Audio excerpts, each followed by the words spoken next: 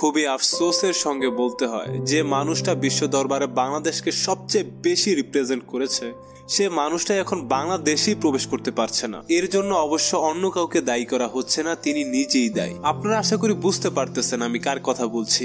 সাকিব আল হাসান 2013 সালের 14 সেপ্টেম্বর তার ফেসবুক পেজে একটা পোস্ট করেছিলেন, I am not joining politics Shakib Al Hasan, let me dear myself, I am not joining politics and I don't have any intention to join politics in my life. I was requested by the board president to join the program on behalf of the cricket team and I haven't said a single word about politics.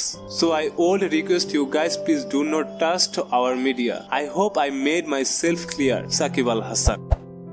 আমি রাজনীতিতে যোগ দিচ্ছি না সাকিব আল হাসান। আমি নিজেকে স্পষ্ট করে বলতে চাই আমি রাজনীতিতে যোগ দিচ্ছি না এবং আমার জীবনে রাজনীতিতে যোগ দেওয়ার কোনো ইচ্ছাও নেই। ক্রিকেট দলের পক্ষ থেকে বোর্ড সভাপতি আমাকে এই অনুষ্ঠানে যোগ দেওয়ার জন্য অনুরোধ করেছিলেন এবং আমি রাজনীতি সম্পর্কে একটি কথাও বলিনি। তাই আমি আপনাদের সকলকে অনুরোধ করব দয়া করে আমাদের মিডিয়াকে বিশ্বাস করবেন না। আশা করি আমি নিজেকে স্পষ্ট করে বলেছি।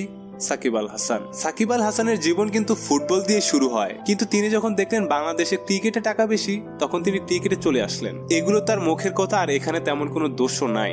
এখন কথা হচ্ছে তিনি এতদিন যাবৎ বাংলাদেশের একজন আইকন, তিনি কখনোই কোনো রাজনৈতিক বক্তব্য দেননি। তো হুট করে তিনি যখন একটা ক্ষমতাশীল রাজনৈতিক দলে যোগ দিয়ে এমপি নির্বাচিত হন, এর মানেটা আলাদা করে বোঝানোর প্রয়োজন নাই, এটা একটা বাচ্চাও বুঝবে। বিশ্বকাপের সময় সাকিবের ক্ষমতা এত বেশি ছিল তিনি চাইলে একটা প্লেয়ারকে দলে নিতে পারতো, তিনি চাইলে একটা প্লেয়ারকে বাদ দিতে পারতো, আর এখন তিনি দেশেও প্রবেশ করতে পারছে না।